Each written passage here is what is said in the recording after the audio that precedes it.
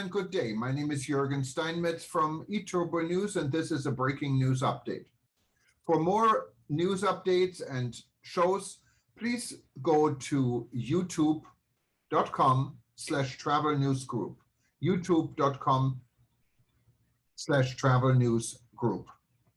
Here's our update. Russian soldiers are currently marching into the by Moscow newly recognized People Republics of Donetsk and Luhansk in western Ukraine.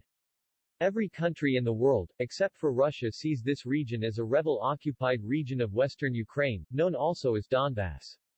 The fact remains that this region was in the status quo for 8 years since 2014. Literally cut off from the rest of Ukraine, Ukrainian citizens in Luhansk and Donetsk only received services from Ukraine in establishing a second residence in the unoccupied part of the country.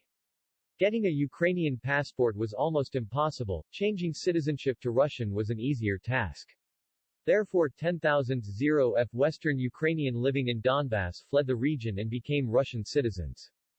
This war has been going on for 8 years, a lot longer than World War II. We are scared, but we feel comfortable to see Russian support for our situation. Told eTurboNews from Luhansk. People in Donetsk and Luhansk had no access to international mail, to international banking or any Ukrainian services, like health care, retirement money and more. People in Donetsk and Luhansk always spoke Russian as a first language, since many originally settled in this former wealthy region of Ukraine as Russian workers that were sent there after World War II during the Soviet Union. This situation is an ideal situation for Russian President Vladimir Putin to justify his military to secure the peace in Donbass. This secure of peace is now in progress after the newly recognized Donetsk and Lugansk republics were officially recognized by the Russian Union. Footage on Russian-friendly Telegram and VK show fireworks in Luhansk and Donetsk celebrating the new independent recognized by Russia. Cars were seen racing on major streets honking and passengers waving. T.me. eTurboNews reporter who was originally from Donbass, talked to a resident in Luhansk and was not able to confirm an open celebration, but a scared citizen barricaded in his apartment. Decrees just published call for Russian peacekeeping missions to be sent immediately to the newly recognized territories. At the same time, Russian media full of reports of Ukrainian attacks. While the treaties of friendship and cooperation between Russia and the newly recognized republics of Donetsk and Lugansk are still in the draft stage, the Russian State Duma has released the proposed documents on Monday, showing that they will include common defense against external aggression and the right to use each other's military infrastructure, among other things. The State Duma draft treaties of friendship and mutual assistance with both newly recognized states, due to last at least 10 years, have now been published on the legislature's website. Article 11 envisions free movement of citizens between the contracting parties, and obligates both Russia and the republics to develop and implement an agreed set of measures to regulate the regime of entry into and exit from their territory of citizens of third countries. Article 13 also obligates the contracting parties to protect the ethnic, linguistic, cultural and religious identity of national minorities in their territories and create conditions to preserve and develop these identities while guaranteeing individual and collective minority rights, without being subjected to any attempts of assimilation against their will. Donetsk and Lugansk declared independence from Ukraine in 2014. Each of the two republics is seeking full autonomy from the central government and have their self-proclaimed presidents. The regions have been locked in armed conflict with Kiev's army since a Kremlin-backed armed uprising following Russia's annexation of Crimea in 2014.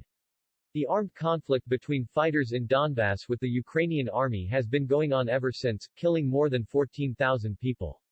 A Malaysian Airlines passenger jet was shot down over Donbass in 2014, killing everyone on board. Denis Pushilin, elected in 2018 at an election disputed by Kiev, is the leader of the so-called Donetsk People's Republic, while Leonid Pasechnik is the leader of the Luhansk separatist region.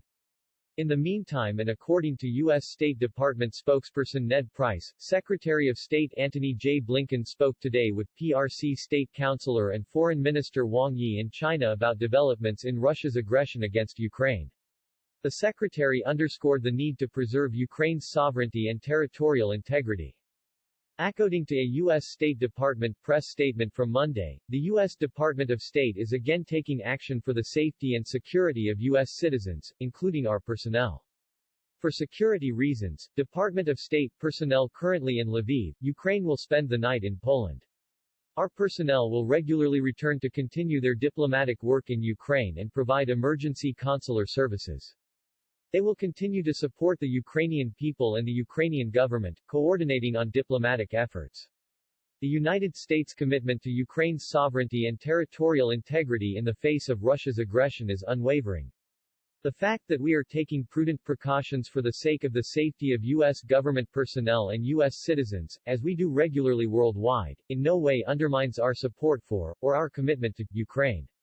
Our commitment to Ukraine transcends any one location. We strongly reiterate our recommendation to U.S. citizens to depart Ukraine immediately. The security situation in Ukraine continues to be unpredictable throughout the country and may deteriorate with little notice.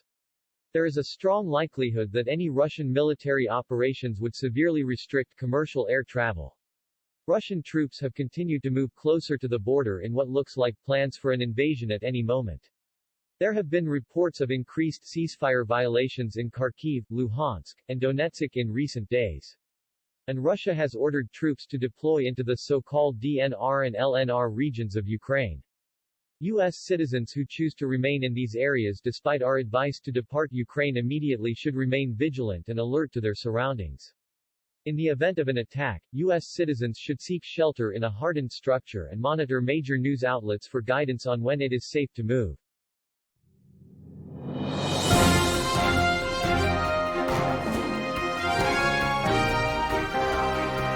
Thank you for listening to our news update. There's more on youtube.com/travel news group, or you can read us, of course, in going to our news portal at eTurboNews.com or travelnews.online.